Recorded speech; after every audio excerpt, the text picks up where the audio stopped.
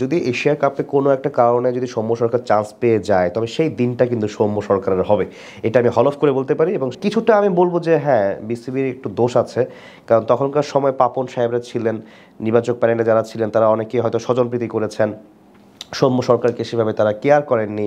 আর সৌম্য সরকারকে নিয়ে বাংলাদেশ যেভাবে আগাচ্ছিল বা আমরা দর্শকরা বা আমরা যারা সমর্থকরা যে আশা বা প্রত্যাশা রেখেছিলাম, সেটা একেবারেই ফিকে হতে হতে হতে হতে একবারে নিভে যাওয়ার মতো অবস্থা। কিন্তু বর্তমানে সৌম্য সরকারকে নিয়ে আমরা আবারও আশা প্রকাশ করছি এবং আশা করছি যে ভবিষ্যতে সৌম্য সরকার সুযোগ পেলে হয়তো ভালো কিছু করবে। কারণ আমার মনে আছে 2000 কত সাল 14-15 সাল থেকে তো ও আসলে বাংলাদেশের একটা কাণ্ডার হিসেবে আসছিল। তো তখন থেকে যদি ওকে পরিমার্জন করা হতো, যদি ওকে একটু গাইডলাইন সুন্দর করে দেওয়া হতো বা যেভাবে ওকে আসলে তৈরি করা দরকার সেভাবে করা হতো, তাহলে হয়তো বা সে একজন ভালো প্লেয়ার আজকে হতে পারতো।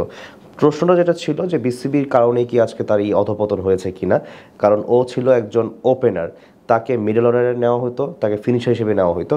তো এই দুই জায়গায় ও হয়তো বা সুইটেবল ছিল না বা অ্যাডজাস্ট করতে পারতো না, কিন্তু ওপেনিংয়ে গেলে হয়তো বা কয়েকটা হার্ড হিটিং করে সে কিন্তু ম্যাচটাকে একটু হলেও এগিয়ে দিত। তো সেই জায়গা থেকে কিছুটা আমি বলবো যে হ্যাঁ, বিসিবির একটু দোষ আছে, কারণ তখনকার সময় পাপন সাহেবরা ছিলেন, নির্বাচক প্যানেলে যারা ছিলেন তারা অনেকেই হয়তো স্বজনপ্রীতি করেছেন, সৌম্য সরকারকে সেভাবে তারা কেয়ার করেননি। আর ওপেনিংয়ে আমরা সৌম্য সরকারকে পেতে পারতাম, তামিমের সাথেও পেতে পারতাম, লিটন সাথেও পেতে পারতাম, একটা সুন্দর একটা আমরা কম্বিনেশন পেতে পারতাম। তো হয়তোবা কারো চোখের শুল সে ছিল, যে কারণে হয়তোবা তাকে বিসিবি সেভাবে মূল্যায়নটা করেনি।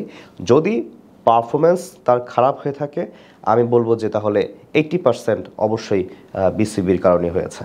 এশিয়া কাপে সৌম্য সরকারকে সুযোগ দেওয়া হবে কি না, আসলে এশিয়া কাপে ও হয়েছে স্ট্যান্ড বাই। আমি এর আগেও আলোচনা করে বলেছিলাম যে যদি কারো প্রবলেম না হয়, যারা 11 জন যারা আছেন তাদের মধ্যে বা যারা আছেন স্কোয়াডে এখন বর্তমানে, তারা কিন্তু কেউ কাউকে ছাড় দিবেন না। আপনারা অলরেডি দেখতে পাচ্ছেন যে নেদারল্যান্ডস সিরিজে কিন্তু তাই চলছে। তো প্রত্যেকেই চাচ্ছে ডোমিনেট করার জন্য, প্রত্যেকেই চাচ্ছে তাদের আসলে প্রতিভা দেখানোর জন্য, যাতে তারা টিকে যেতে পারে এশিয়া কাপে, যাতে তাদেরকে ফেলে দেওয়া না হয়। এখন যদি বাই চান্স কেউ ইনজুরিতে পড়ে যায় বা বাই চান্স যদি কেউ ভালো পারফর্ম না করতে পারে, তাহলে অবশ্যই সৌম্য সরকারকে পিক করবে। আর তারপরেও 3টা ম্যাচ যেহেতু আছে প্রথমে গ্রুপ পর্বে, সেখানে হয়তো একটা ম্যাচে যদি তারা রিস্ক নিতে চায় সৌম্য সরকারকে দিয়ে, নিলেও নিতে পারে। বাট এটা আসলে একেবারেই মানে কি বলবো, 99% 99 আসলে অনিশ্চিত।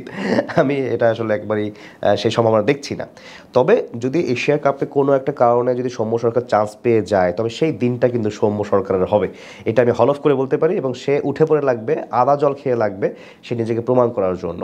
অর্থাৎ একটা যদি চান্স সৌম্য সরকার পেয়েই যায়, তাহলে সে তার খোলস থেকে বের হয়ে যাবে এবং ভালো পারফর্ম সে করে দেখাবে। এখন দেখার বিষয় যে আসলে সে চান্স পাচ্ছে কি না, গড নোস।